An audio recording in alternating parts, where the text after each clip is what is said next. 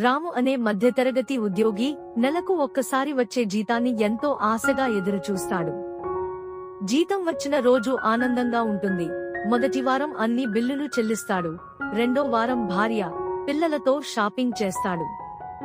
మూడో వారం అప్పుల రుణాలు తీర్చేస్తాడు. నాలుగో వారం దగ్గరగా వస్తే జేబులో డబ్బు ఖాళీ అవుతుంది. నెలాఖరులో జీతం కోసం ఎదురుచూస్తూ డబ్బులేని కష్టాన్ని తట్టుకుంటాడు. ఒకరోజు రాము భార్య తన కూతురికి పాఠం చెప్తుంది. చూడు బంగారం, మనం సంపాదించిన ప్రతి రూపాయి సమయానికి, అవసరానికి కేటాయిస్తేనే సుఖంగా ఉంటాం. లేని సందర్భంలో అవసరానికి మించి ఖర్చు చేస్తే రాములాంటి సమస్యలు తప్పవు. ఆ మాటలు రాము కూడా వింటాడు. అప్పటినుంచి ప్రతి నెలలో కొంచెం కొంచెం పొదుపు చేయడం మొదలు పెడతాడు.